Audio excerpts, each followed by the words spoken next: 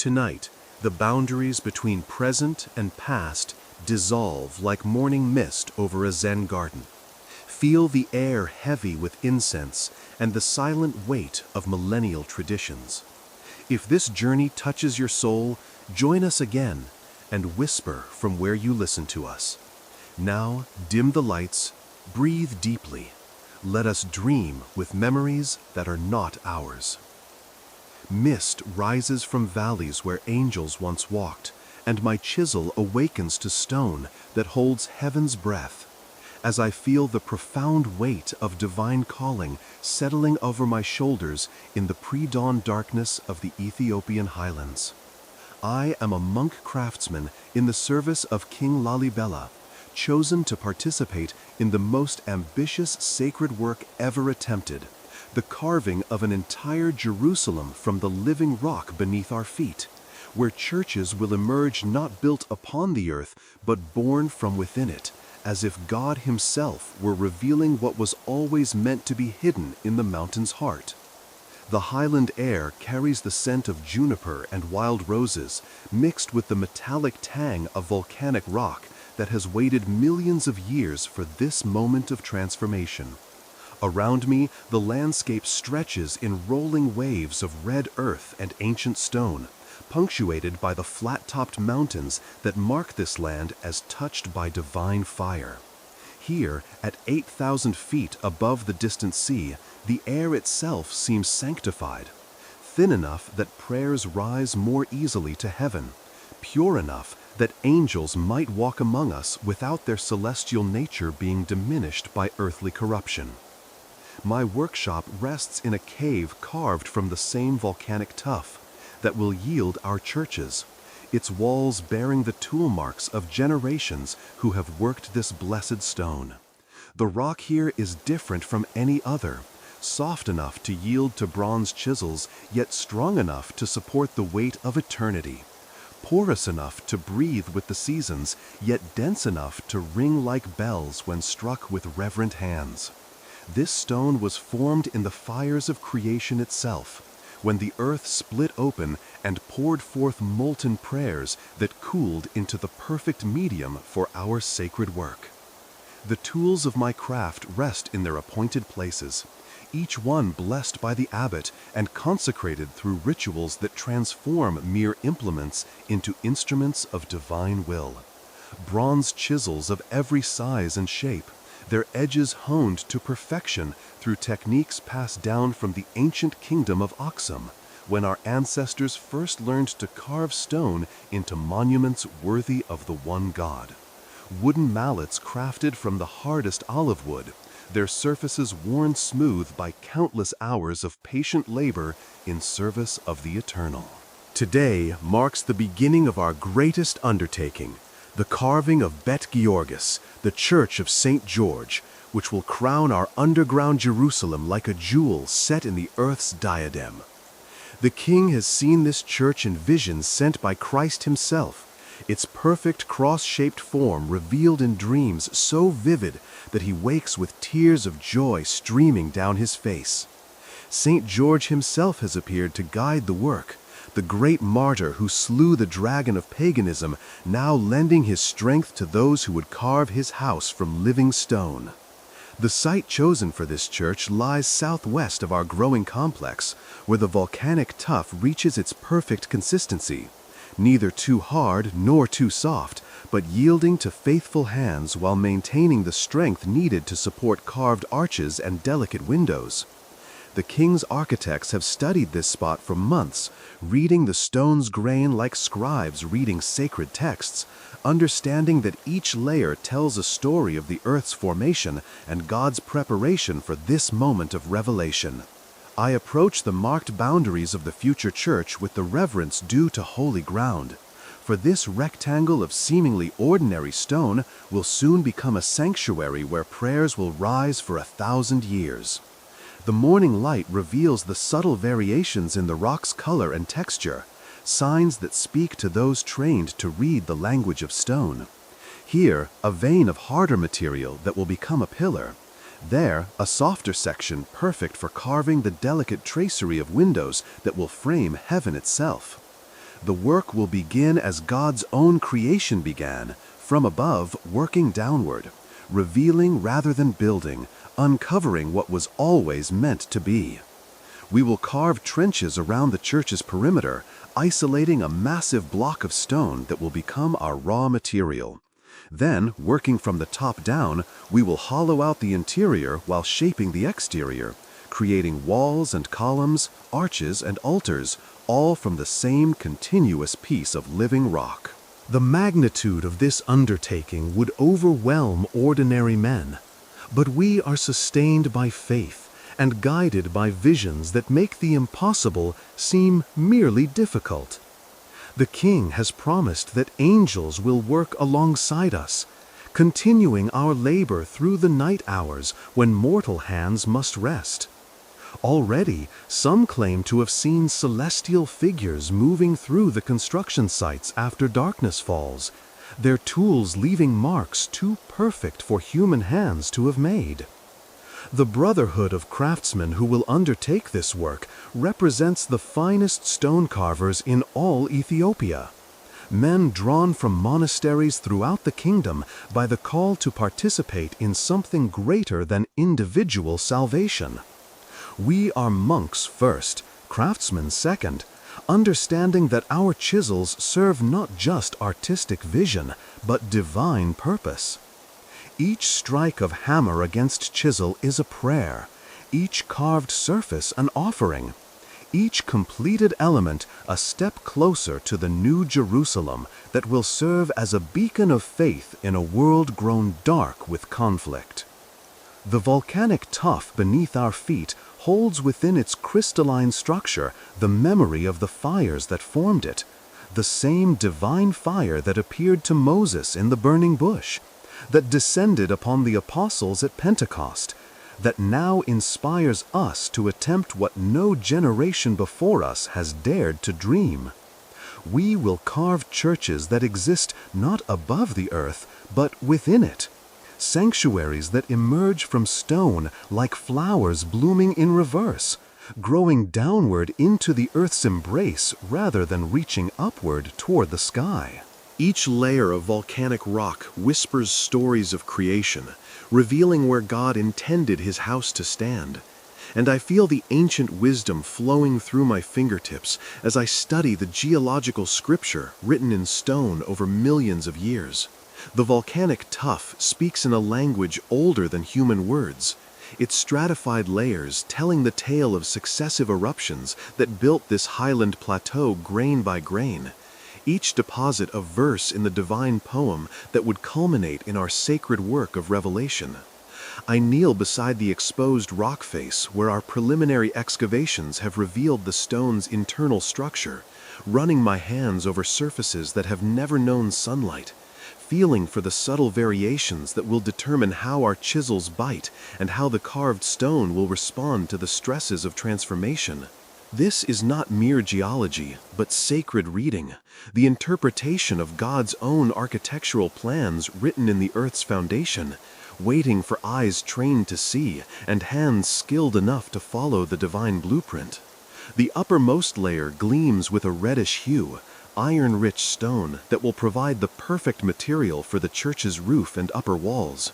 This stone formed during the great volcanic age, when the earth split open like a pomegranate, spilling forth molten prayers that cooled into the building blocks of our New Jerusalem. The red speaks of the blood of martyrs, of the passion of Christ, of the fire of the Holy Spirit that will fill our carved sanctuaries with divine presence. Beneath the red layer lies stone of pale yellow, soft as butter yet strong as faith, perfect for the delicate work of carving windows and doorways that will frame the light of heaven. This stone yields to the chisel like clay in a potter's hands, allowing us to create the intricate tracery and decorative elements that will transform functional openings into works of art worthy of the celestial court.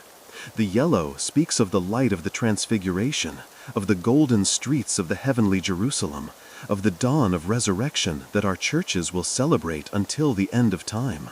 The deepest layer reveals itself as gray-white stone, dense and fine-grained, ideal for the structural elements that must bear the weight of carved arches and vaulted ceilings. This stone rings like a bell when struck, its crystalline structure so perfect that it seems to have been prepared by angelic hands for this very purpose. The gray speaks of the wisdom of age, of the steadfast faith that endures through persecution, of the rock upon which Christ built his church and against which the gates of hell shall not prevail. Between these major layers lie thin seams of different materials, veins of harder stone that will become natural reinforcement, softer inclusions that will allow for drainage channels, crystalline formations that will catch and reflect the light in ways that seem almost supernatural. Each variation is a gift from the Creator, a tool placed in our hands by divine providence to aid in the work of transformation that lies ahead.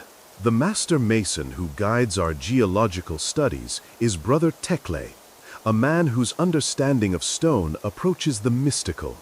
He can read the rock's grain like a scholar reading ancient manuscripts, predicting how each section will respond to our tools, where natural fractures might develop, how the stone's internal stresses will affect our carving.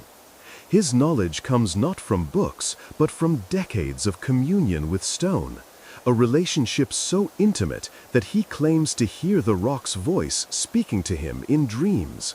Brother Tekle teaches us to test each section of stone before we commit our chisels to its surface, using techniques passed down from the builders of Aksum who raised obelisks that still stand as monuments to their skill.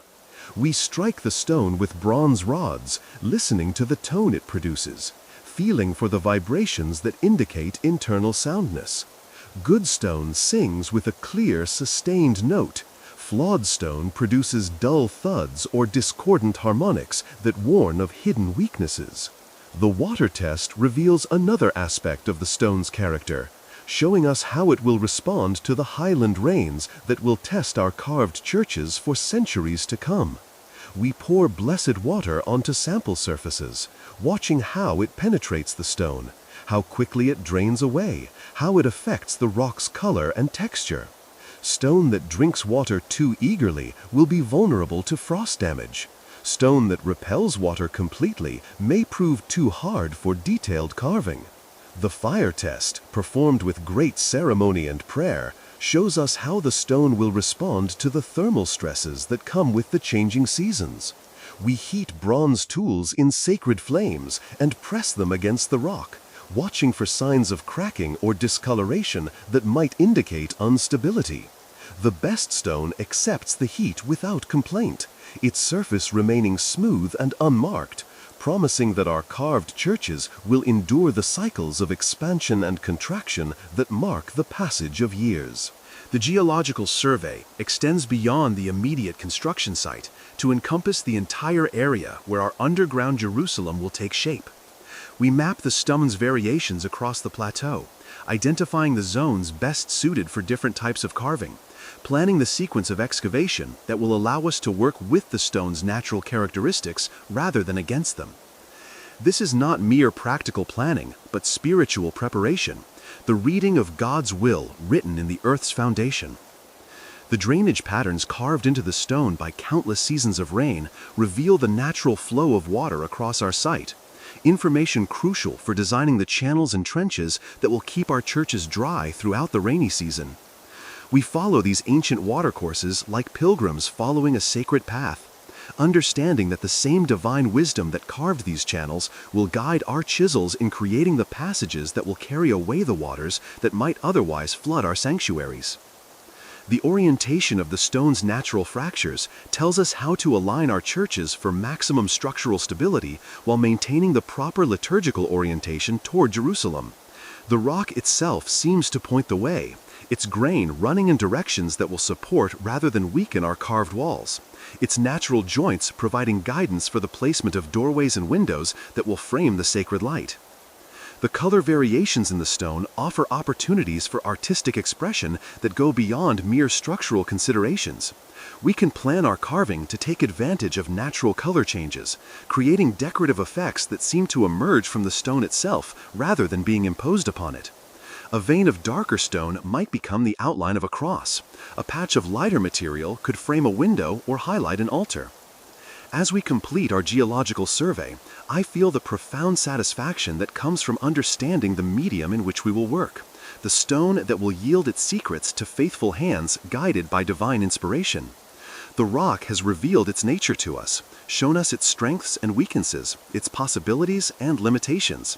Now we can begin the sacred work of transformation, confident that we work not against the stone, but with it, following the divine plan written in the earth's foundation since the moment of creation.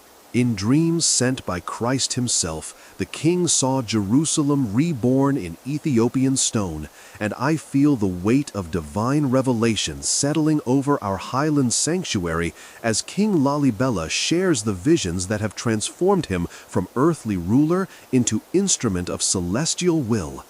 His eyes burn with the fire of prophecy as he describes the churches that appeared to him in sleep, so vivid it seemed more real than waking life. Each detail etched into his memory with the precision that only divine inspiration can achieve. The king's transformation began during his pilgrimage to the Holy Land, when Muslim conquests had made the journey to Jerusalem perilous for Christian pilgrims. Standing in the church of the Holy Sepulchre, surrounded by the stones that had witnessed Christ's passion and resurrection, he felt a calling that transcended mere devotion. The voice that spoke to him was not audible to earthly ears, but resonated in the depths of his soul, commanding him to return to Ethiopia and create a new Jerusalem that would serve as a beacon of faith for all African Christians. The first vision came to him on the return journey as he rested in a cave high in the mountains that separate our highland kingdom from the desert lands below. In his dream, he saw our plateau transformed, its red earth opened like a scroll to reveal churches of impossible beauty carved from the living rock. Each sanctuary was perfect in its proportions, its walls adorned with crosses and arches that seemed to glow with inner light, its chambers filled with the sound of angelic choirs singing praises to the Most High. Christ himself appeared in these visions, his wounds still visible but transformed into sources of light that illuminated the carved churches with radiance that no earthly flame could produce. The Savior walked through the underground passages that connected sanctuary to sanctuary, blessing each carved surface with his touch, consecrating the stone with his presence. His voice, gentle as a mother's lullaby, yet powerful as thunder, explained the purpose of each church, the role it would play in the spiritual life of the kingdom. The vision of Bet Georgis, the Church of St. George, came with particular clarity and power. The king saw it as if from above, its perfect cross-shaped form carved deep into the earth, its walls rising from the stone like prayers made manifest. St. George himself stood beside the excavation, his armor gleaming with celestial light, his lance pointed toward the spot where the altar would rest. The great martyr spoke of his love for Ethiopia, his desire to have a house worthy of his patronage in this land that had remained faithful when so much of the world had fallen into darkness. The architectural details revealed in these visions surpassed anything that human imagination could conceive. The king saw windows that framed not just earthly light, but glimpses of heaven itself. Doorways that opened not merely into carved chambers, but into the presence of the divine. He witnessed the play of light and shadow across carved surfaces, the way morning sun would illuminate the crosses carved into the walls, the manner in which the churches would serve as sundials, marking the passage of sacred time. The sequence of construction was revealed with mathematical precision, each phase of the work unfolding in the visions like the movements of a cosmic dance. The king saw which churches must be carved first to provide the spiritual foundation for those that would follow, how the underground passages would connect the sanctuaries in patterns that mirrored the constellations, why certain orientations were essential for the proper flow of divine energy through the complex. The workforce needed for this unprecedented undertaking was shown to him in visions of monks and craftsmen working in perfect harmony, their individual skills combining like instruments in a celestial orchestra. He saw master masons whose understanding of stone approached the mystical, carvers whose chisels seemed guided by angelic hands, laborers whose faith transformed mundane tasks into acts of worship. Most remarkably, he witnessed angels working alongside the human craftsmen, continuing the labor through the night hours when mortal hands must rest. The king's visions extended beyond the construction phase to encompass the church's future role in the spiritual life of Ethiopia. He saw pilgrims arriving from across Africa and beyond, their faces transformed by wonder as they descended into the carved sanctuaries. He witnessed liturgies celebrated in chambers that amplified prayers until they seemed to reach the very throne of God. Baptisms performed in pools carved from living rock. Marriages blessed in chapels that seemed to exist halfway between earth and heaven. The political significance of the New Jerusalem was also revealed in these divine communications. The king understood that these churches would serve not just as places of worship, but as symbols of Ethiopian Christianity's independence and strength. In an age when Muslim armies threatened Christian kingdoms throughout the region, the underground churches would provide both spiritual fortress and practical refuge, sanctuaries that could shelter the faithful during times of persecution. The economic implications of the project were shown with equal clarity. The king saw how the construction would employ thousands of craftsmen, how the pilgrimage trade would bring prosperity to the region, how the churches would serve as centers of learning and culture that would elevate the entire kingdom. The visions revealed that this investment in spiritual architecture would yield dividends not just in heaven but on earth, strengthening the realm through the very act of creating monuments to faith. The timeline for completion was communicated through symbolic imagery that the king learned to interpret with the help of his spiritual advisors. 24 years would be required to complete the entire complex, a period that corresponded to the 24 elders who worship before the throne of God in the book of Revelation. Each year would see the completion of specific elements, the work progressing according to a divine schedule that could not be hurried but must not be delayed. The king's role as patron and overseer was defined through visions that showed him not as a distant ruler issuing commands, but as an active participant in the sacred work. He would visit the construction sites daily, offering prayers for the workers' safety and the project's success, consulting with the master craftsmen on technical challenges, ensuring that every detail conformed to the divine specifications revealed in his dreams. As the king shares these visions with our brotherhood of craftsmen, I feel the profound responsibility that comes with participating in work that originates not in human ambition but in divine command. We are not merely building churches, but manifesting heaven on earth, creating spaces where the boundary between mortal and immortal becomes permeable, where prayers rise more easily and divine presence descends more readily than in any sanctuary built by conventional means. Priests chant ancient Gies while holy water sanctifies the rock that will become sanctuary, and I feel the profound transformation beginning as the sacred liturgy transforms ordinary stone into consecrated ground where divine presence will dwell for countless generations. The blessing ceremony unfolds with the solemnity befitting the commencement of work that will bridge heaven and earth, each prayer and ritual gesture preparing the volcanic tuff to receive the sacred forms that will emerge from its crystalline heart through patient labor guided by celestial inspiration. The abbot of Debre Libanos leads the procession of clergy across the marked boundaries of our future church, his vestments gleaming with gold thread that catches the highland sun like captured starlight. Behind him walk the priests and deacons who will oversee the spiritual dimensions of our work, their voices raised in harmonies that seem to make the very air shimmer with sanctity. The ancient Gies syllables roll across the plateau like thunder, each word carrying the weight of centuries of Christian tradition in Ethiopia, each phrase a key that unlocks the divine potential sleeping within the stone. The holy water blessed in the Church of Mary of Zion in Aksum arrives in vessels of silver and gold, carried by monks who have walked for weeks to bring this most precious substance to our construction site. This water has touched the Ark of the Covenant itself, the sacred relic that makes Ethiopia the true inheritor of Israel's covenant with God. As the priests sprinkle it across the stone that will become Bet Georgis, I watch the volcanic tuff darken with moisture that seems to penetrate not just the rock's surface, but its very essence. The censers swing in rhythmic arcs, releasing clouds of frankincense that have traveled the ancient trade routes from the land of Punt, the same precious resin that the Queen of Sheba brought as gifts to King Solomon.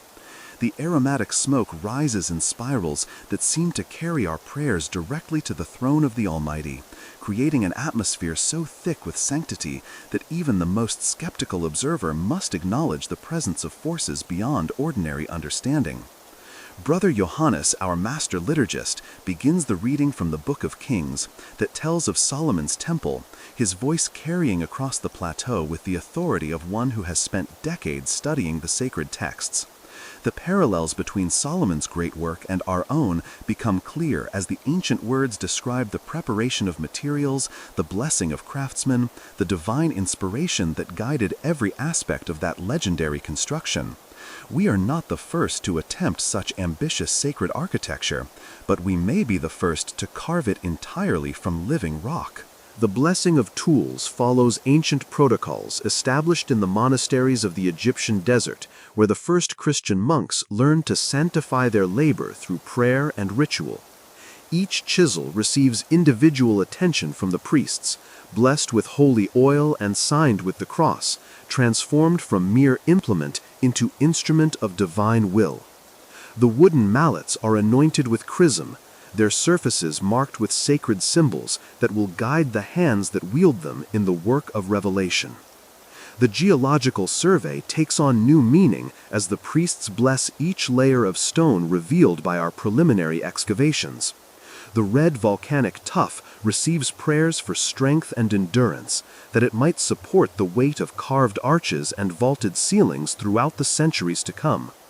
The yellow stone is blessed for beauty and precision, that it might yield to our chisels in forms pleasing to both human eyes and angelic vision. The gray-white foundation stone receives the most solemn benedictions, for upon its stability will rest the entire structure of our underground sanctuary. The water channels that will drain our excavation receive special attention during the blessing ceremony, for these humble passages will protect our sacred work from the floods that could destroy months of patient carving in a single storm. The priests understand that even the most mundane aspects of construction serve sacred purposes when undertaken in faith, that drainage ditches carved with prayer become as holy as altar rails shaped with devotion. The orientation ceremony establishes the precise alignment that will connect our church to the cosmic order established by God at the moment of creation. Using instruments blessed by the Patriarch of Alexandria himself, we mark the cardinal directions with stakes driven into the stone, each one consecrated through rituals that acknowledge the divine geometry underlying all sacred architecture. The eastern orientation toward Jerusalem receives particular attention, for this alignment will ensure that our prayers join the great chorus of Christian worship that rises from every corner of the earth. The blessing of the workforce transforms our brotherhood of craftsmen from mere laborers into a consecrated community dedicated to sacred purpose. Each monk craftsman kneels to receive the abbot's blessing, his hands anointed with holy oil, his tools blessed and dedicated to the service of the Most High. We are no longer individuals pursuing separate tasks, but members of a single body working toward a common goal that transcends earthly ambition. The ritual marking of the church's boundaries involves the burial of sacred relics at each corner of the future structure. fragments of bone from Ethiopian saints whose intercession will protect our work from the forces of destruction that seek to prevent the completion of God's will. These relics, wrapped in silk blessed by the patriarch himself, will remain hidden within the stone, their presence sanctifying the entire structure from foundation to roof. The blessing of the construction schedule acknowledges that our work must proceed according to divine timing rather than human impatience. The priests consult the ancient calendars that mark the feast days and fasting periods, the seasons of celebration and penitence that will govern the rhythm of our labor. Certain types of work can only be undertaken during specific liturgical seasons, when the spiritual atmosphere is most conducive to the particular tasks at hand. The ceremony concludes with the singing of the Te Deum, that ancient hymn of praise that has echoed through Christian sanctuaries since the earliest days of the faith. Our voices join with those of the angels who, according to the King's visions, will continue our work through the night hours when mortal hands must rest. The highland air seems to vibrate with harmonies that extend beyond the range of human hearing, as if the very stones are learning to sing the praises they will echo for centuries to come. As the last notes of the hymn fade into the mountain silence, I feel the profound transformation that has taken place.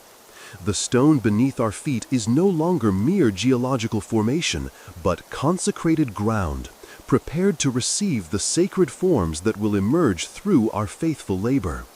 The work that begins tomorrow will be not just construction, but revelation, the uncovering of divine beauty that has waited since the foundation of the world for hands skilled enough and hearts pure enough to bring it into the light. We work as God works, creating from above, each strike revealing what was always meant to be.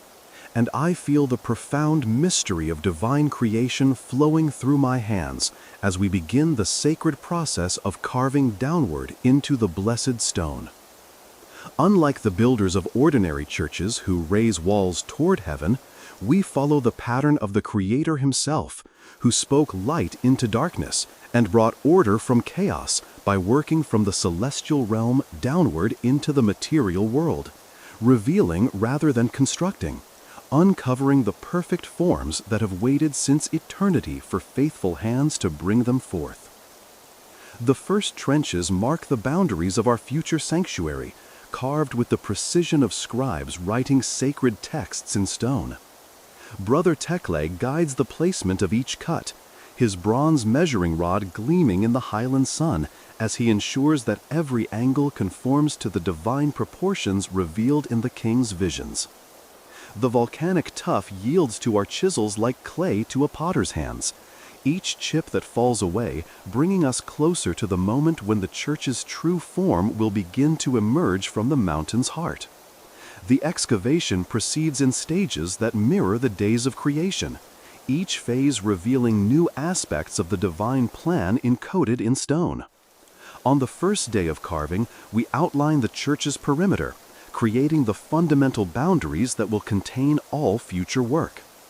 The trenches we dig are not mere practical necessities, but sacred enclosures, defining the space where heaven will touch earth, where the boundary between mortal and immortal will become permeable through the alchemy of faith and skilled craftsmanship. The second phase involves the careful removal of stone from within the marked boundaries, working always from the surface downward, never undermining the structural integrity of the emerging walls.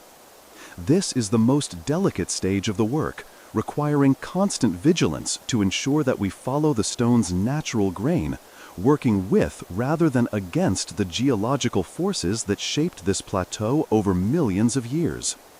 Each basket load of removed stone is examined for signs of weakness or beauty that might influence our carving strategy. Brother Dawit, our master carver, demonstrates the technique that will guide all our work, the patient revelation of form through the removal of everything that is not essential.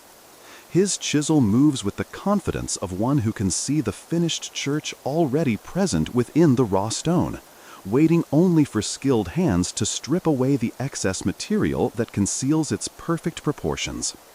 Each strike is deliberate, purposeful, guided by an understanding that approaches the mystical. The sound of our work creates a rhythm that seems to resonate with the heartbeat of the earth itself. Bronze chisels ring against volcanic tuff in harmonies that change as the excavation deepens, the stone's voice growing richer and more complex as we penetrate toward its heart. The monks working in other parts of the complex report that they can hear our progress from great distances, the sound of revelation carrying across the plateau like a bell calling the faithful to prayer. The removal of stone reveals the internal structure of the volcanic tuff with startling clarity, exposing layers and formations that speak of the mountain's fiery birth. We discover veins of harder material that will become natural reinforcement for our carved arches, pockets of softer stone perfect for detailed decorative work, crystalline formations that catch and reflect light in ways that seem almost supernatural. Each discovery confirms our faith that this stone was prepared by divine providence for exactly this purpose. The technique of carving from above requires tools and methods different from those used in conventional construction. Our chisels must be angled to work downward rather than horizontally, our mallets weighted to deliver precise blows in confined spaces, our measuring instruments designed to maintain accuracy even when working in the depths of partially completed excavations. These specialized tools, blessed and consecrated for their sacred purpose, become extensions of our will as we work to manifest the divine vision in stone. The drainage system emerges as an integral part of our carving strategy. Channels and gutters carved simultaneously with the church's main structure to ensure that rainwater will flow away from our sanctuary rather than pooling in the excavation. These waterways, invisible to casual observers, represent some of our most sophisticated engineering, requiring precise calculations of slope and volume to handle the torrential rains that mark the highland wet season. The first glimpse of the church's interior comes as we carve the initial openings that will become doorways and windows. Working from above, we can see into the emerging sanctuary like God looking down upon His creation, watching as walls and columns take shape through the patient removal of stone. The perspective is both humbling and exhilarating, offering a view of our work that no conventional builder ever experiences. The carving of columns presents unique challenges when working from above, requiring us to leave massive pillars of stone standing while we excavate around them, then gradually shape them into the graceful supports that will bear the weight of carved arches and vaulted ceilings. These columns emerge like trees growing in reverse, their capitals and bases taking shape as we work our way downward, their proportions guided by mathematical relationships that reflect the divine harmony underlying all creation. The technique of simultaneous interior and exterior carving allows us to maintain perfect wall thickness throughout the structure, ensuring that our sanctuary will be both beautiful and structurally sound. As we shape the outer walls, we simultaneously hollow out the interior spaces, the two processes informing and correcting each other in a dance of creation that requires constant communication between the craftsmen working on different aspects of the same wall. The emergence of architectural details follows the same top-down pattern, with decorative elements appearing first as rough outlines that gradually acquire definition and refinement as we work our way deeper into the stone. Window frames take shape before the windows themselves are opened. Door surrounds emerge before the passages they will frame are carved, creating a sense of anticipation as each element waits for its completion. The spiritual dimension of working from above becomes increasingly apparent as the excavation deepens. We begin each day's work with prayers offered from the rim of our growing excavation, looking down into the emerging sanctuary like angels contemplating the works of creation. This perspective reminds us constantly that we are not merely carving stone, but participating in the ongoing work of divine revelation, uncovering beauty that has waited since the foundation of the world for eyes faithful enough to see and hands skilled to reveal. When darkness falls, celestial hands continue our work, perfecting what mortal tools began. And I feel the profound mystery of divine collaboration settling over our construction site as the last rays of earthly light fade behind the highland peaks.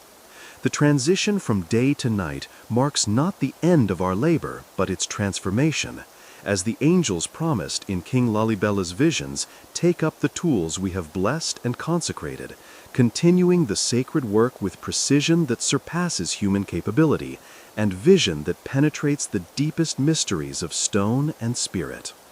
The first signs of angelic presence manifest as subtle changes in the work that greet us each morning. Joints fitted with impossible precision, surfaces smoothed to perfection that no mortal hand could achieve, decorative details carved with delicacy that seems to transcend the limitations of bronze tools working volcanic stone. Brother Tekel, our master mason, examines these nocturnal improvements with wonder that never diminishes despite months of witnessing such divine intervention, his experienced eye recognizing craftsmanship that operates according to principles beyond earthly understanding. The angels work in silence that is deeper than mere absence of sound, a quietude so profound that it seems to absorb even the memory of noise, creating spaces of perfect peace where the only communication occurs through the language of stone responding to celestial touch. The night watchmen who guard our construction site report seeing lights that cast no shadows, hearing the whisper of chisels that leave no chips, witnessing the movement of massive stones that float like feathers in hands that shimmer with starlight. Brother Johannes, whose duty it is to maintain the vigil lamps that burn throughout the night, speaks of encountering figures whose faces shine with the light of the Transfiguration, whose garments seem woven from moonbeams, and whose tools ring with harmonies that make the very air sing with praise. These celestial craftsmen acknowledge his presence with nods of greeting, but never pause in their work, their attention focused entirely on the task of perfecting what mortal hands have begun with faithful intention but limited skill. The quality of work accomplished during the night hours surpasses anything we achieve during daylight, not because our efforts are inadequate, but because angelic hands operate according to different principles, guided by perfect knowledge of the divine plan and unlimited by the physical constraints that govern mortal labor. Surfaces that we struggle to smooth become mirror perfect under celestial attention. Joints that challenge our best efforts achieve seamless unity. Proportions that we calculate with careful measurement emerge with mathematical precision that seems to encode the very harmonies of creation. The angel's work follows patterns that reveal the cosmic significance of our earthly labor, each nocturnal improvement contributing to a design so vast and complex that mortal minds can grasp only fragments of its ultimate meaning. The placement of each carved element, the angle of every surface, the proportion of all architectural details combine to create a structure that functions not just as a place of worship, but as a three-dimensional prayer, a stone hymn that will sing the praises of the Creator until the end of time. The tools we leave carefully arranged each evening are found in different positions each morning, their bronze surfaces bearing traces of use that speaks of work accomplished with superhuman strength and precision. The chisels show no signs of dulling despite hours of use, their edges remaining sharp as the day they were forged, blessed by contact with hands that know no fatigue and guided by vision that penetrates to the heart of every stone's potential. The stone itself seems transformed by angelic touch, its crystalline structure somehow refined and purified through contact with celestial hands. Surfaces that were merely smooth under mortal tools become luminous under angelic attention, seeming to glow with inner light that makes our oil lamps appear dim by comparison.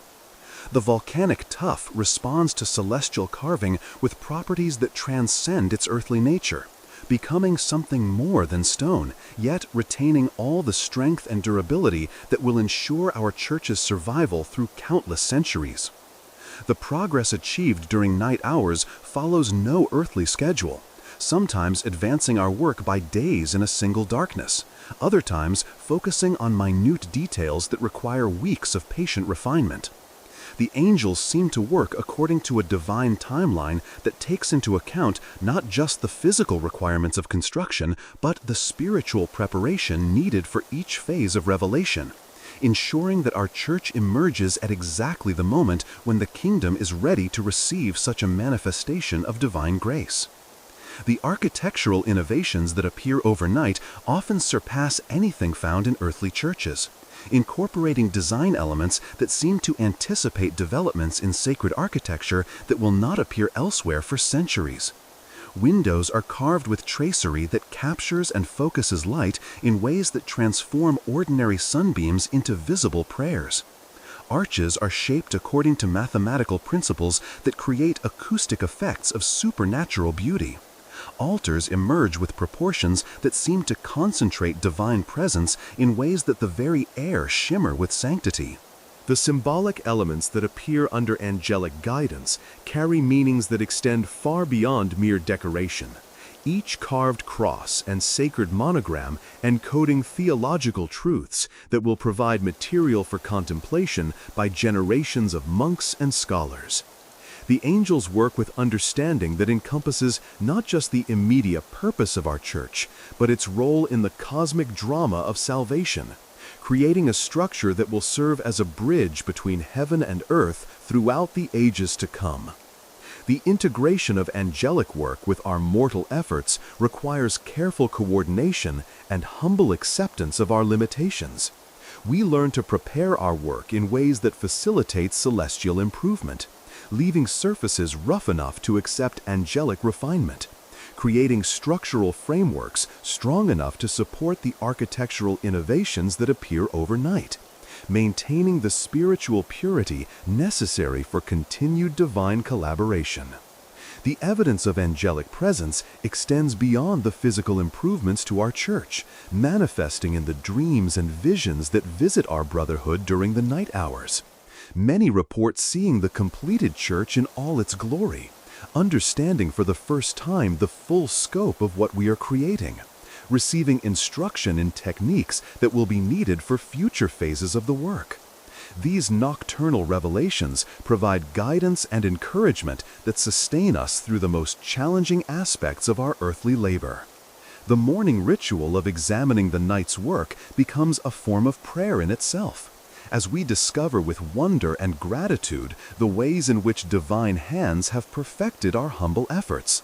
Each improvement is studied and understood, its techniques absorbed into our growing knowledge of sacred architecture, its beauty appreciated as a gift from the celestial realm that reminds us constantly of the ultimate purpose underlying all our earthly striving.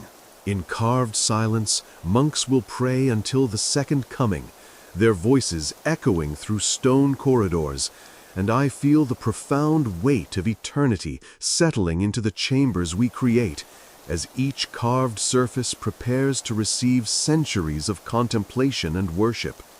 The spaces taking shape beneath our chisels are not merely architectural achievements, but sanctuaries designed for the deepest communion between human souls and divine presence. Chambers where the boundary between time and eternity will dissolve in the rhythm of prayer that will continue unbroken until Christ returns in glory. The prayer niches we carve into the walls of Bet Georgis follow patterns revealed in the king's visions, each alcove positioned to create optimal conditions for meditation and contemplation. These sacred recesses, carved with the delicacy of jewelers working precious stones, will house the individual devotions of monks, whose prayers will rise like incense through the stone corridors, their whispered words absorbed into the volcanic tuff until the very walls become repositories of accumulated sanctity. Brother Michael, our master of liturgical architecture, guides the carving of spaces designed to enhance the acoustic properties that will carry chanted prayers throughout the underground complex. The curved surfaces we create follow mathematical principles that amplify and purify sound, ensuring that the divine office sung in one chamber will resonate through connecting passages to reach every corner of our stone sanctuary. The volcanic tuff's natural properties, refined through angelic touch, create resonances that seem to extend beyond the physical realm. The cells we carve for individual hermits represent the ultimate expression of our architectural spirituality. Tiny chambers where monks will spend years in solitary communion with the divine. Each cell is carved to precise dimensions that facilitate contemplation while providing the minimal physical comfort necessary for sustained spiritual practice. The walls curve inward slightly, creating a sense of enclosure that shuts out worldly distractions, while the carved ceiling opens the soul toward heaven through its perfect proportions. The scriptorium chambers, where monks will copy sacred texts, receive special attention in our carving. Their surfaces shaped to provide optimal lighting conditions for the delicate work of manuscript illumination.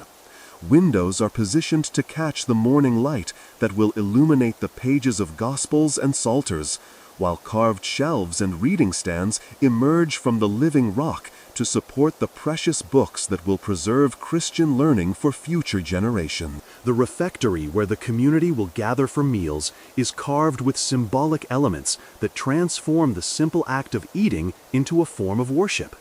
The tables emerge from the stone floor as integral parts of the architecture, their surfaces carved with crosses and sacred monograms that remind the diners of the spiritual significance of sharing bread in Christian fellowship. The acoustic properties of this chamber are designed to carry the reader's voice clearly to every corner, ensuring that the sacred texts read during meals will nourish souls as well as bodies. The chapter house, where the monastic community will gather for daily meetings, represents one of our most ambitious carving projects, its vaulted ceiling supported by columns that seem to grow from the stone floor like trees in a sacred grove. The proportions of this chamber follow the golden ratio that appears throughout creation, creating a space that feels both intimate and majestic, suitable for the discussions and decisions that will guide the community's spiritual life. The library chambers, carved deep within the stone, will house the theological treasures that make our monastery a center of learning as well as worship. These rooms are designed with careful attention to preservation, their walls carved to maintain stable temperature and humidity while protecting precious manuscripts from the ravages of time. Hidden passages connect these chambers to the outside world, ensuring that knowledge can be preserved even during times of persecution or siege. The infirmary, where sick monks will receive care, is carved with special attention to the healing properties of light and air. Its windows positioned to provide gentle illumination that aids recovery, while its ventilation channels ensure the circulation of fresh highland air. The walls of this chamber are carved with images of Christ the healer and the saints who intercede for the sick, creating an environment where physical healing and spiritual comfort combine in perfect harmony. The workshop chambers, where monks will practice the crafts necessary for monastic self-sufficiency, are carved with practical considerations that do not compromise their spiritual significance. The metalworking shop, where bronze tools and sacred vessels will be forged, includes channels for ventilation and drainage, while the woodworking area provides storage for the tools and materials needed to maintain the monastery's physical infrastructure. The guest quarters, where pilgrims will find shelter, are carved with the same attention to detail as the monks' own cells, reflecting the Christian duty of hospitality that welcomes strangers as potential angels in disguise. These chambers, though simpler than the monastic cells, provide the comfort and privacy necessary for travelers who have journeyed great distances to experience the spiritual power of our underground Jerusalem. The baptistry, where new Christians will be initiated into the faith, represents one of our most symbolically rich carving projects, its pool carved from a single block of stone and fed by springs that emerge from the mountain's heart. The chamber's acoustics are designed to amplify the words of the baptismal liturgy, while its lighting creates an atmosphere of mystery and wonder appropriate for the sacrament of spiritual rebirth. The mortuary chapel, where deceased monks will lie in state before burial, is carved with images of the resurrection that remind the living of the hope that transcends death. The stone biers emerge from the floor as integral parts of the architecture, their surfaces carved with crosses and sacred texts that proclaim the victory of eternal life over temporal mortality. The treasury, where the monastery's precious objects will be stored, is carved with security features that protect valuable items while maintaining the spiritual significance of the space. Hidden chambers and secret passages ensure that sacred vessels and illuminated manuscripts can be preserved even during times of danger, while the main treasury chamber provides appropriate settings for the display of objects used in liturgical celebrations. The meditation gardens carved into the stone courtyards provide outdoor spaces where monks can contemplate creation while remaining within the protected environment of the monastery. These areas, open to the sky but surrounded by carved walls, create microclimates where plants can grow and water can flow, bringing the beauty of the natural world into harmony with the architectural achievement of human hands, guided by divine inspiration. The bell tower, carved from a single massive pillar of stone, will house the bronze bells whose voices will call the faithful to prayer and mark the passage of sacred time. The acoustic properties of this tower are calculated to carry the sound of bells across the Highland Plateau, announcing to the world the presence of a community dedicated to the praise of God and the preservation of Christian faith in an often hostile world. Bet Georgis emerges like a jewel from Earth's crown, perfect in its divine geometry, and I feel the profound satisfaction of witnessing the impossible made manifest as our most ambitious carving project takes its final form beneath the Highland sky. The Church of St. George stands before us as the culmination of all our skills and faith, a perfect Greek cross carved from a single massive block of volcanic tuff, its proportions so harmonious that it seems to have grown from the earth rather than been shaped by human hands guided by celestial vision. The cross-shaped plan of Bet Georgis represents the ultimate expression of Christian symbolism rendered in stone, each arm of the cross extending precisely 25 cubits from the central intersection, creating a perfect balance that speaks of the divine order underlying all creation. The church descends 15 cubits into the earth, its walls rising from the carved trenches that surround it like a moat, protecting a sacred island.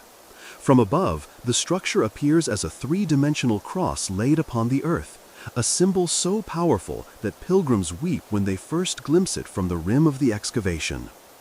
The exterior walls of Bet Georgis showcase the highest achievements of our carving techniques, their surfaces adorned with windows and decorative elements that transform functional architecture into sculptural masterpiece. The false windows that ornament the upper levels create rhythmic patterns of light and shadow that change throughout the day, while the functional openings below provide illumination for the interior chambers.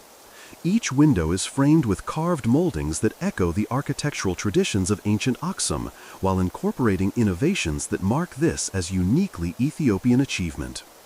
The entrance to Bet Georgis requires pilgrims to descend carved steps that lead from ground level to the church's base, a journey that symbolizes the soul's descent into humility before ascending to divine communion.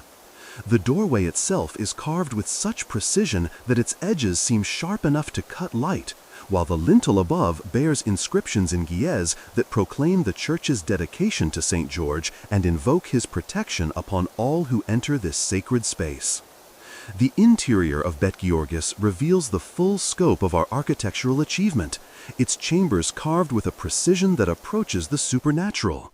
The central nave rises to a height that seems impossible given the constraints of working within a single block of stone. Its vaulted ceilings supported by columns that appear to grow from the floor like trees in a sacred grove. The proportions of this space follow mathematical relationships that create acoustic effects of extraordinary beauty, amplifying prayers and chants until they seem to reach beyond the physical realm. The altar of Bet Georgis occupies the eastern arm of the cross, carved from the same block of stone as the rest of the church, but elevated on a platform that raises it above the level of the nave. This altar, blessed and consecrated through rituals that lasted 3 days and nights, will serve as the focal point for liturgies that connect our earthly worship to the celestial liturgy that never ceases before the throne of God. The carved details that surround the altar include symbols of St. George's martyrdom and victory, reminders of the courage required to maintain faith in a hostile world. The windows of Bet Georgis are positioned to create specific lighting effects that enhance the spiritual atmosphere of the interior spaces. The eastern windows catch the first light of dawn, illuminating the altar with rays that seem to carry the promise of resurrection. The western openings frame the setting sun, creating moments of transcendent beauty when the entire church seems to glow with inner fire. The northern and southern windows provide steady illumination throughout the day, while creating cross-shaped patterns of light that move across the carved walls like visible prayers. The drainage system of Bet Georgis represents one of our most sophisticated engineering achievements. Invisible channels carved within the walls and floor that carry rainwater away from the sacred spaces without compromising the church's structural integrity. These hidden waterways, blessed during the construction process, ensure that our masterpiece will remain dry and stable throughout the centuries of highland weather that will test its endurance. The acoustic properties of Bet Georgis create an environment where every whispered prayer becomes audible throughout the church, while loud sounds are softened and refined rather than amplified to uncomfortable levels. The curved surfaces of the interior walls and ceiling work together to create resonances that seem to extend the human voice beyond its natural range, allowing a single monk's chant to fill the entire space with harmonies that approach the angelic. The symbolic elements carved into the walls of Bet Georgis encode theological truths that will provide material for contemplation by generations of monks and pilgrims. The crosses that appear throughout the decoration vary in style and size, each one representing different aspects of Christ's sacrifice and victory. The geometric patterns that frame these crosses follow mathematical principles that reflect the divine order underlying all creation, creating visual harmonies that complement the acoustic effects of the architecture. The completion of Bet Georgis marks not just the achievement of our most ambitious carving project, but the fulfillment of promises made in King Lalibella's visions, the manifestation of divine will through human hands guided by celestial inspiration. St. George himself, according to witnesses whose testimony cannot be doubted, appeared during the final stages of carving to inspect the work and express his satisfaction with the house prepared for his honor. The dedication ceremony for Bet Georgis will require the presence of bishops from throughout the Ethiopian Church, their combined authority necessary to consecrate a structure of such unprecedented spiritual significance. The rituals of dedication will last for 7 days and nights, each day focusing on different aspects of the Church's role in the spiritual life of the kingdom, each night marked by vigils that connect our earthly celebration to the eternal worship that never ceases in heaven. The pilgrimage routes that will bring the faithful to Bet Georgis are already being carved, underground passages that connect this masterpiece to the other churches of our complex while providing protected pathways for processions and ceremonies. These tunnels, carved with the same attention to detail as the churches themselves, will allow pilgrims to move through our underground Jerusalem without exposure to weather or hostile forces. The legacy of Bet Georgis extends beyond its immediate function as a place of worship to encompass its role as a symbol of Ethiopian Christianity's independence and strength. In an age when Muslim armies threaten Christian kingdoms throughout the region, this church stands as proof that faith can achieve what seems impossible, that divine inspiration can guide human hands to create monuments that will endure long after the empires that threaten us have crumbled into dust. Light enters through openings that frame the sky, bringing God's presence into sacred darkness, and I feel the profound mystery of illumination as our carefully carved windows transform ordinary sunlight into visible manifestations of divine grace.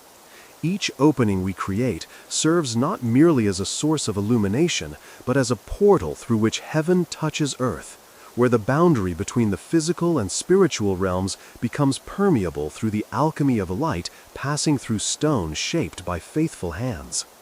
The eastern windows of Bet Georgis capture the first rays of dawn with precision that approaches the miraculous, their placement calculated to align with the rising sun on the feast of St. George, when the entire altar will be bathed in golden light that seems to emanate from the carved stone itself.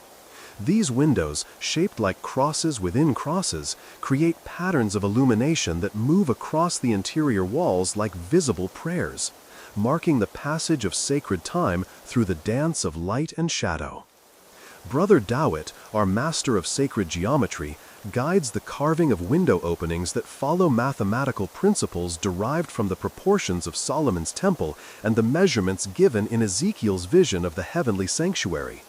Each window's dimensions relate to the others through ratios that appear throughout creation: the golden mean that governs the spiral of shells, the harmonic intervals that create musical consonants, the orbital relationships that maintain the cosmic dance of planets around the sun.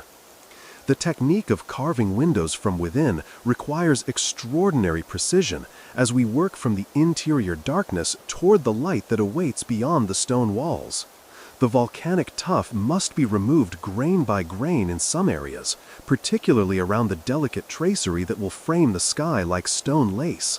The slightest miscalculation could weaken the structural integrity of the wall or create openings that admit too much light, destroying the carefully planned balance between illumination and mystery. The western windows of our church are positioned to capture the setting sun during the evening prayers, when the entire sanctuary glows with light that seems to come from another world. These openings, larger than their eastern counterparts, allow the dramatic highland sunsets to flood the interior with colors that transform the carved stone into something approaching the celestial. The monks who will pray here at Vespers will witness daily reminders of the glory that awaits the faithful in the world to come. The northern and southern windows provide steady illumination throughout the day while creating specific lighting effects that enhance different aspects of the liturgical celebrations. The northern openings, smaller and more numerous, cast gentle light that is perfect for reading and contemplation, while the southern windows create dramatic contrasts of light and shadow that emphasize the sculptural qualities of our carved architectural elements. The window tracery we carve represents some of our most delicate work, stone reduced to thicknesses that seem impossible given the tools and techniques available to us. Yet the volcanic tuff, blessed through our consecration ceremonies and refined through angelic touch, yields to our chisels with a compliance that suggests divine cooperation in our efforts. The patterns we create echo the geometric designs found in illuminated manuscripts, while incorporating uniquely Ethiopian elements that reflect our cultural heritage. The colored glass that will eventually fill some of our window openings comes from craftsmen in distant lands, carried along trade routes that connect our highland kingdom to the Mediterranean world and beyond. These precious materials, blessed by bishops and consecrated through rituals that acknowledge their role in creating sacred beauty, will transform our stone openings into jeweled portals that filter earthly light into something approaching the celestial. The acoustic properties of our window openings add another dimension to their spiritual significance, as the carved stone frames create resonances that amplify and purify the sounds of worship. The wind passing through these openings creates harmonies that seem to join the voices of the monks in their daily prayers, while the positioning of the windows ensures that the sound of bells and chanting will carry across the highland plateau to announce the presence of our sacred community. The seasonal variations in lighting created by our window placement connect the rhythm of worship to the cosmic cycles that govern all creation. During the winter months, when the sun travels its southern path, certain windows receive more direct illumination, while the summer solstice brings different patterns of light that mark the changing seasons of the liturgical year. These variations ensure that our church will never appear exactly the same, its beauty constantly renewed through the interplay of carved stone and celestial light. The symbolic significance of our windows extends beyond their practical function to encompass their role as metaphors for spiritual illumination. Just as physical light enters through openings carved in stone, so divine grace enters human souls through openings created by prayer and contemplation.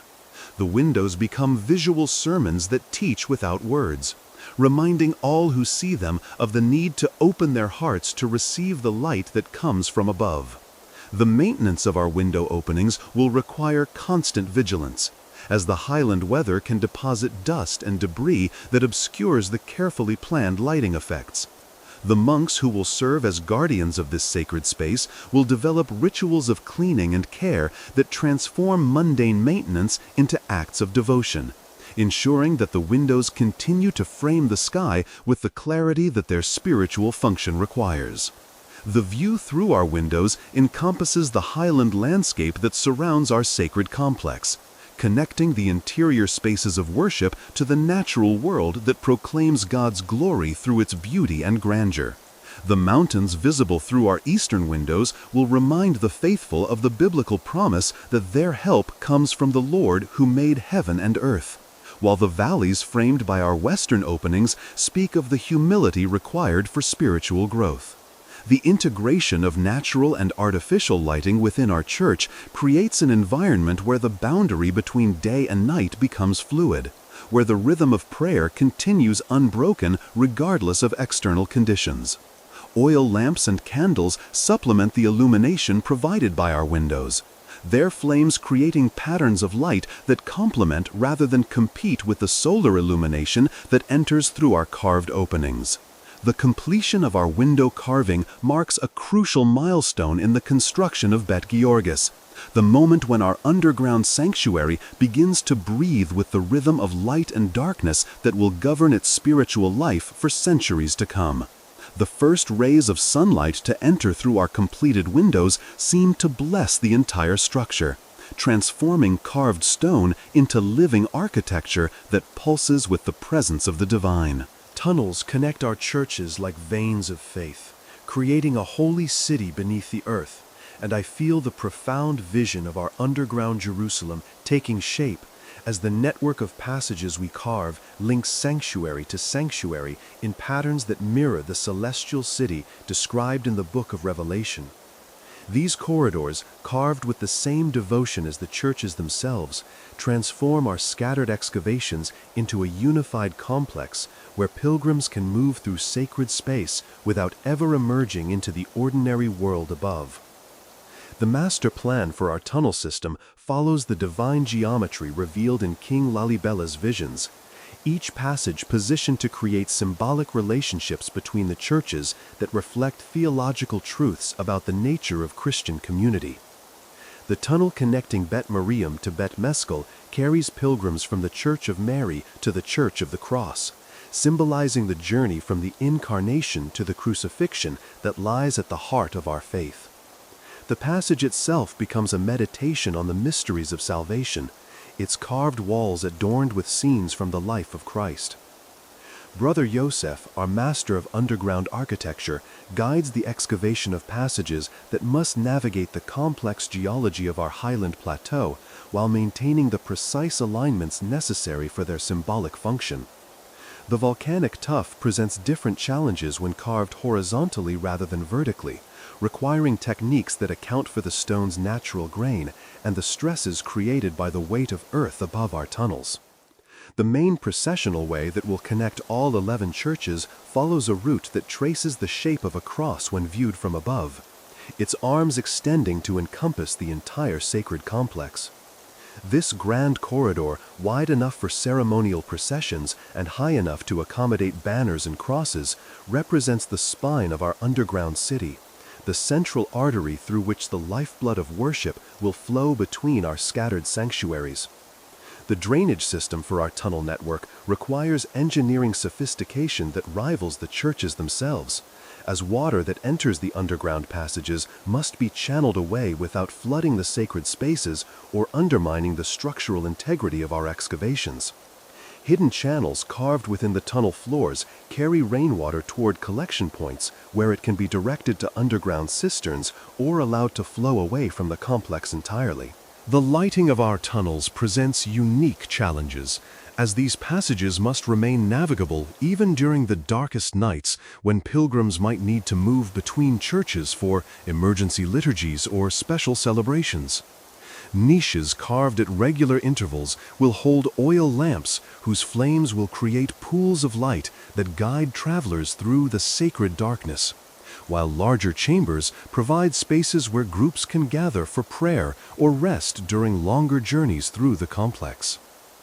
The acoustic properties of our tunnels are designed to carry the sound of chanting and prayer between churches, creating an underground network of communication that allows the entire complex to participate in major liturgical celebrations.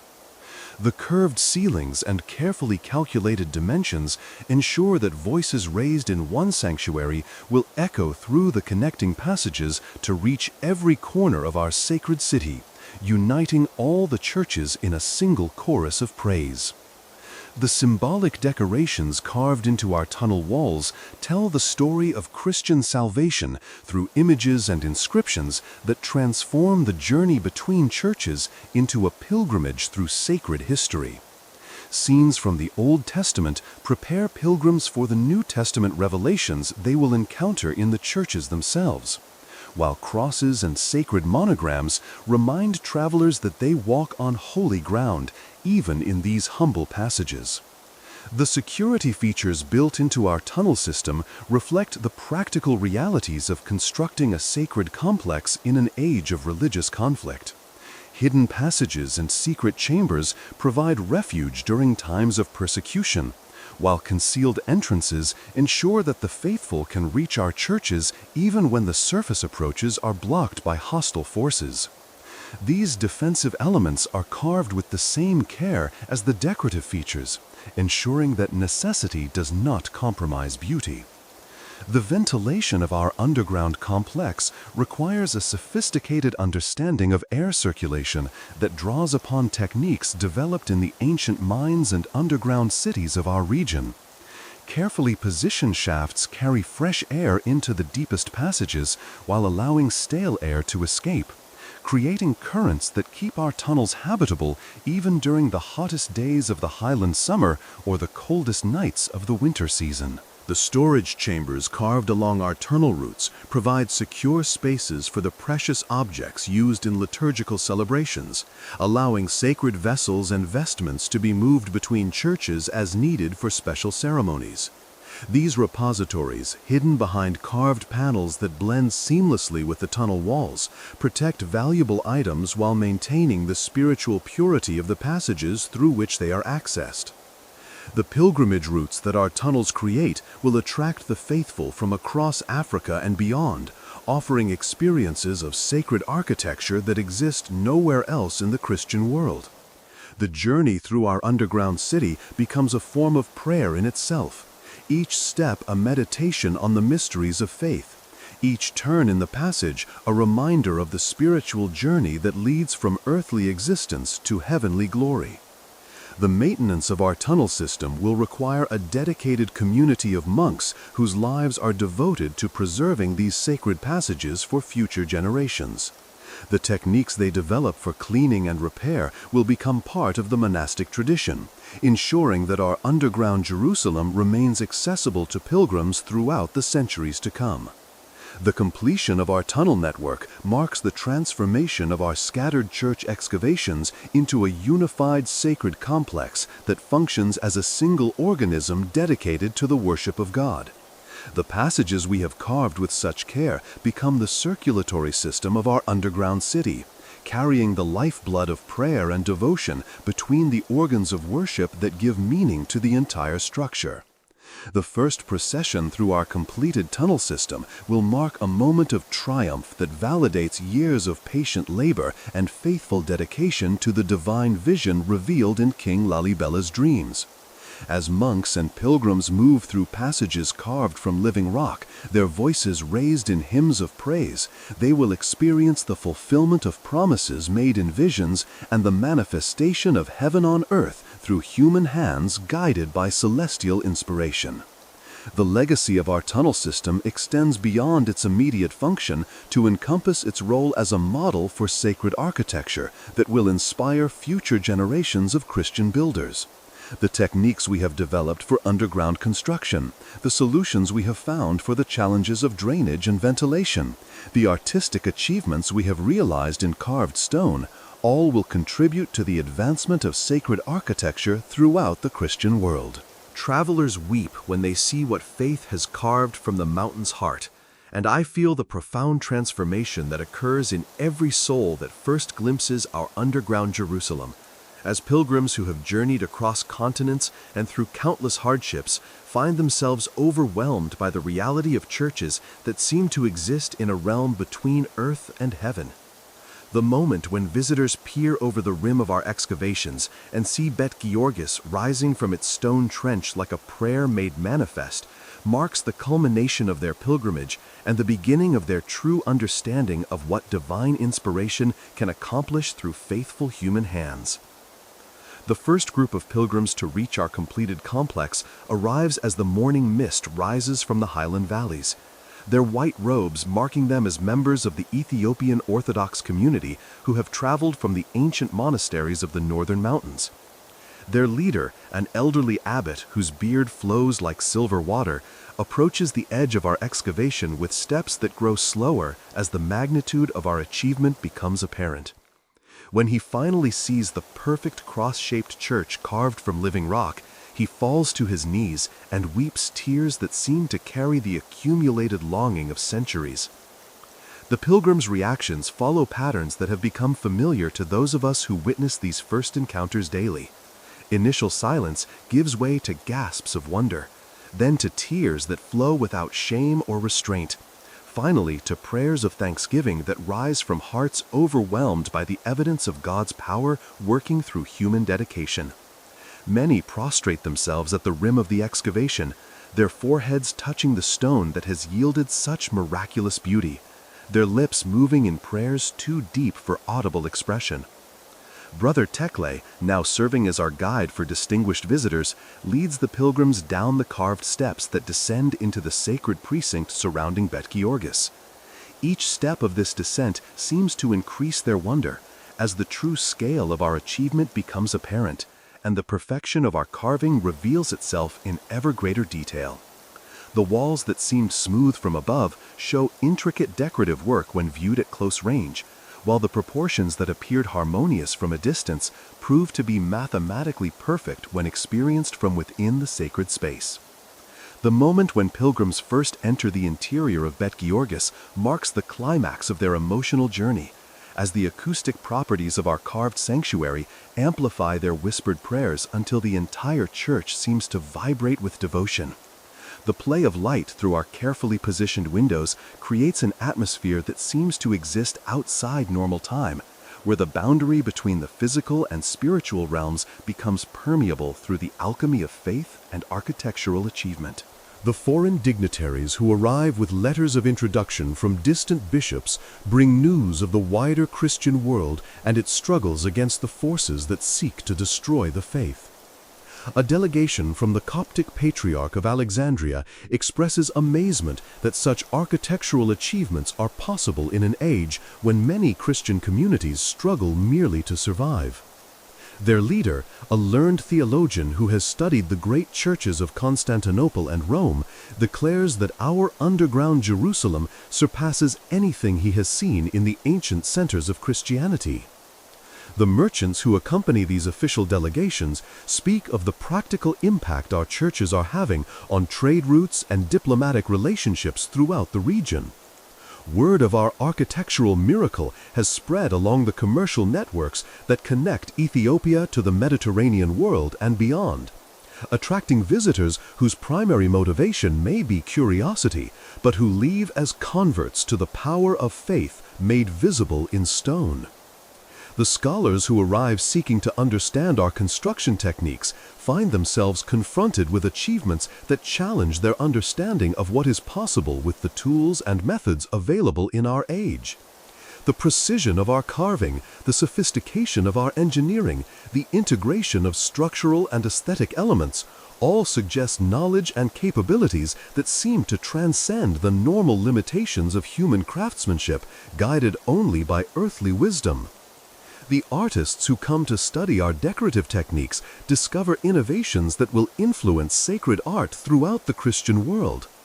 The way we have integrated symbolic elements into structural features, the manner in which our carved details enhance rather than compete with architectural forms, the techniques we have developed for creating effects of light and shadow, all represent advances that will be copied and adapted in churches far from our highland plateau.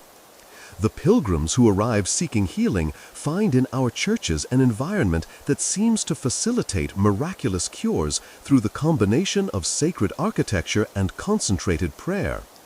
The acoustic properties that amplify devotional voices, the lighting effects that create atmospheres of transcendence, the symbolic elements that focus the mind on divine mysteries, all contribute to experiences that many describe as encounters with the divine presence itself. The children who accompany adult pilgrims often provide the most honest reactions to our achievement, their wonder unfiltered by theological knowledge or architectural sophistication. They run through our tunnels with delight, their laughter echoing through passages carved for more solemn purposes. Their joy reminding us that our churches serve not just the needs of formal worship, but the human hunger for beauty and wonder that transcends age and education.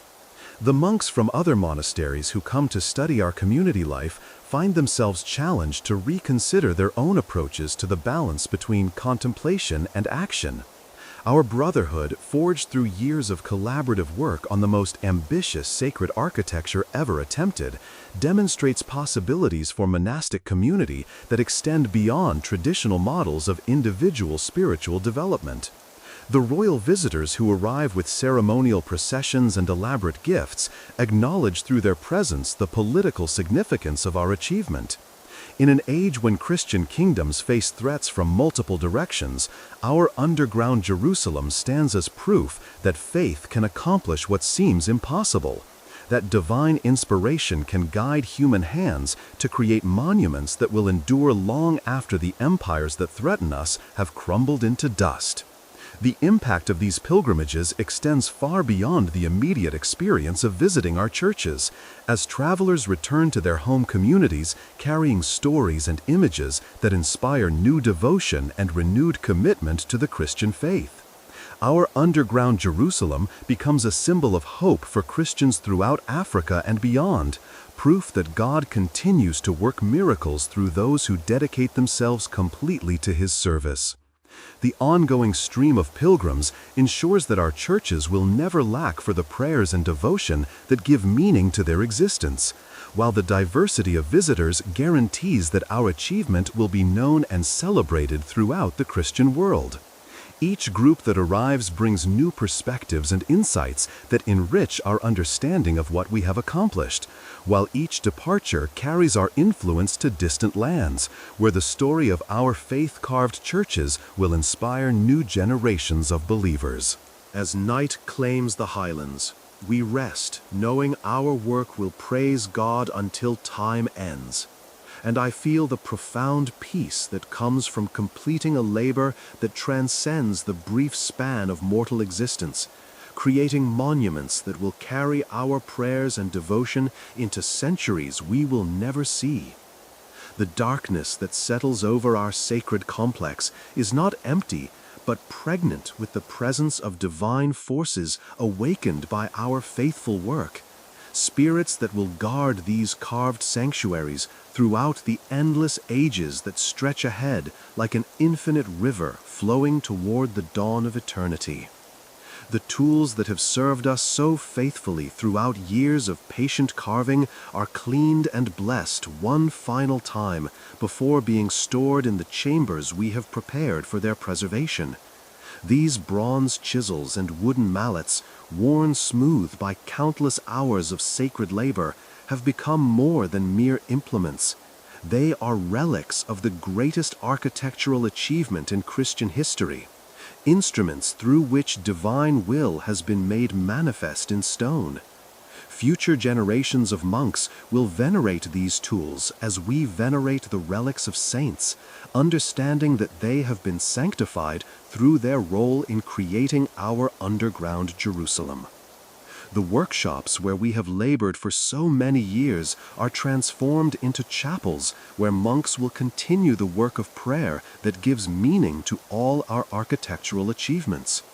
The benches where we sharpened our chisels become prayer desks where future generations will study the sacred texts, while the walls that once held our tools are adorned with icons that remind the faithful of the divine inspiration that guided every aspect of our construction. Brother Tekle, now aged beyond his years by the intensity of our shared labor, walks slowly through the completed complex, his weathered hands touching surfaces that have been shaped by his skill and blessed by his devotion. In his eyes, I see the satisfaction that comes from witnessing the impossible made manifest, the fulfillment of promises made in visions, and the vindication of faith that seemed foolish to those who lacked the vision to see what God intended to accomplish through our humble efforts. The younger monks who will inherit the responsibility for maintaining our churches gather around the master craftsman to receive the final instructions that will preserve our techniques for future generations.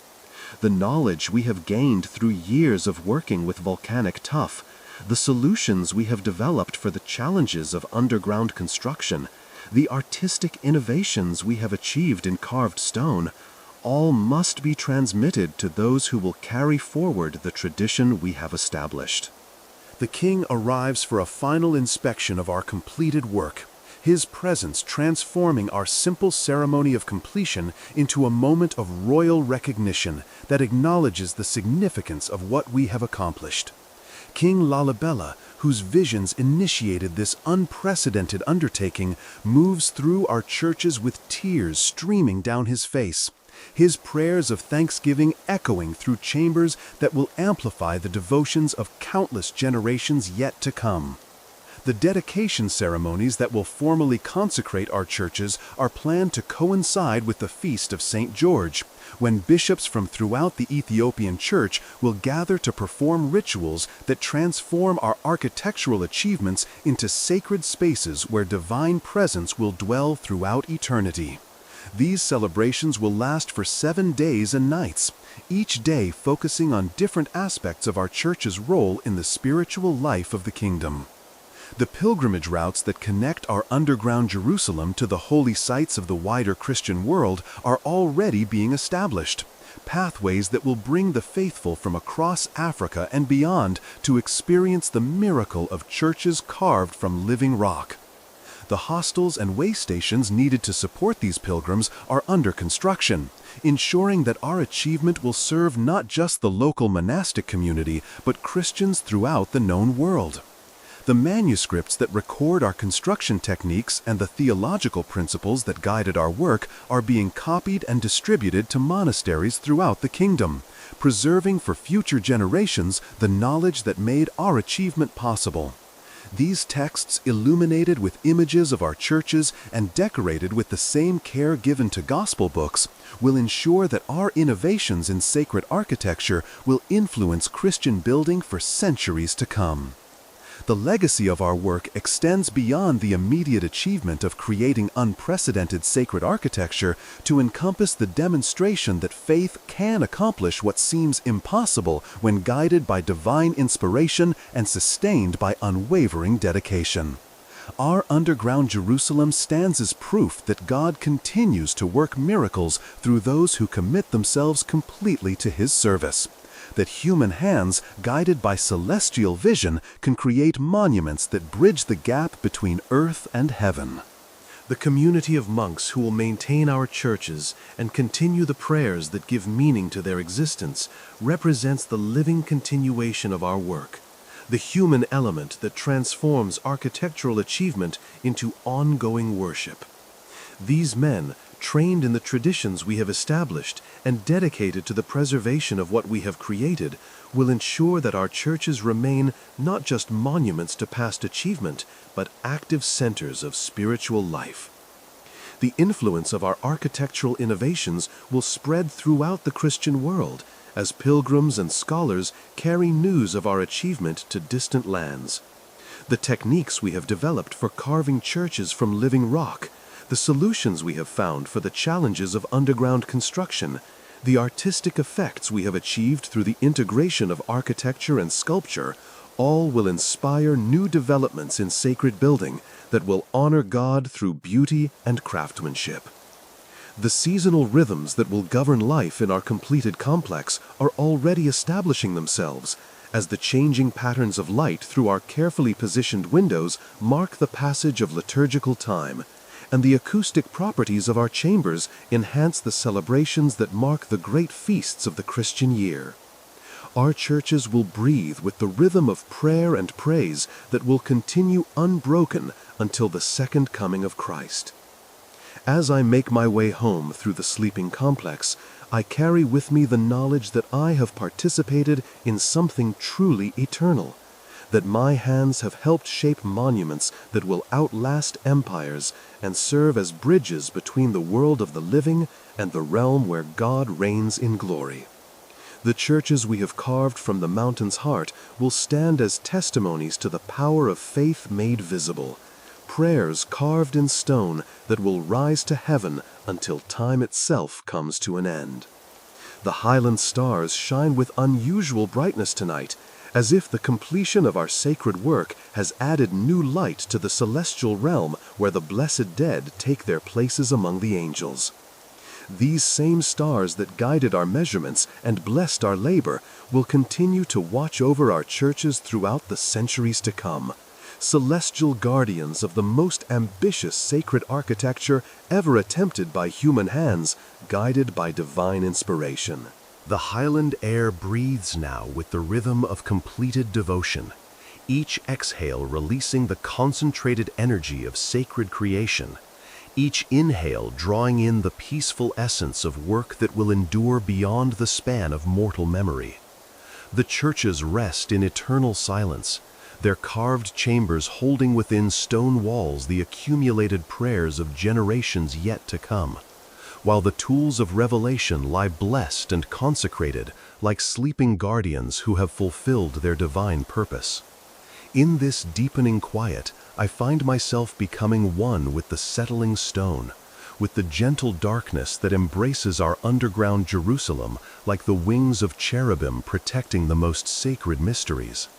My consciousness drifts like incense smoke rising through carved passages, carrying with it the accumulated peace of traditions honored, of divine visions made manifest, of the endless dance between human skill and celestial inspiration that gives meaning to the craftsman's calling. The pilgrims travel now through landscapes of starlight and shadow, their hearts carrying the wonder of churches that seem to exist halfway between earth and heaven, their memories preserving images of beauty that transcends the ordinary boundaries of architecture and art. But here, in this sanctuary of creation, time moves differently, more slowly, more gently, like light filtering through carved windows, like prayers echoing through stone corridors that connect the temporal to the eternal. My breathing synchronizes with the mountain's natural rhythm, and I feel myself dissolving into the larger harmony that connects all things. The churches standing guard over sacred dreams, the volcanic tuff that yielded its secrets to faithful hands, the bronze chisels that sam against stone, the divine light that transforms carved openings into portals between worlds. We are all part of a single story, written in volcanic rock and starlight, in the eternal conversation between what is mortal and what aspires to touch the face of God.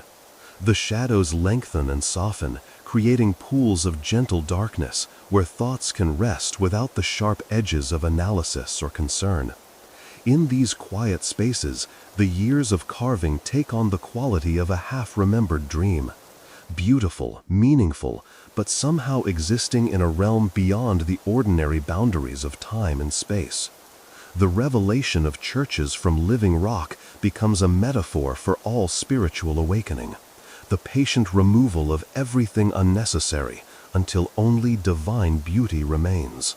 As consciousness drifts toward the borderland of sleep, the construction site itself seems to fade, becoming less a physical space than a state of mind, a place where the sacred and mundane meet, where human hands learn to serve purposes greater than individual existence, where monuments become prayers carved in stone and lifted toward heaven through the alchemy of faith and skill. In this twilight realm between waking and sleeping, the boundaries between craftsman and creation dissolve completely. I am the church rising from stone trenches like flowers blooming in reverse, the light entering through windows that frame eternity, the tunnels connecting sanctuary to sanctuary in patterns that mirror the celestial city.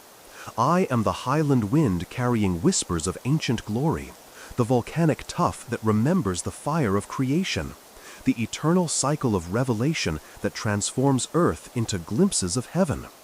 The last conscious thought drifts away like the final chip of stone falling from a completed carving, leaving only the profound peace that comes from work done in service of eternity, from beauty created and released into a world that hungers for such moments of transcendence.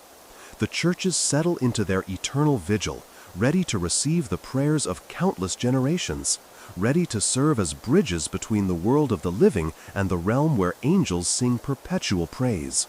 Sleep comes now like the gentle settling of highland mist, carrying with it dreams of carved crosses and starlit chambers, of monks and pilgrims, of the endless dance between creation and worship that gives meaning to both. In these dreams, all stone yields to faithful hands. All churches stand complete beneath skies that never change, and the work of revelation continues forever in workshops that exist beyond the reach of time or decay. The infinite sand of history receives our footprints gently, preserving them not as marks of passage, but as evidence of presence, proof that in this moment, in this place, human hands touched stone with reverence and found within it something approaching the divine. Rest now in this knowledge, traveler, and let the echoes of our shared journey carry you toward whatever dreams await in the peaceful country beyond consciousness, where perfect churches exist in forms too beautiful for waking eyes to behold, where the work of carving heaven from earth continues in realms where morning never ends and the song of creation never ceases.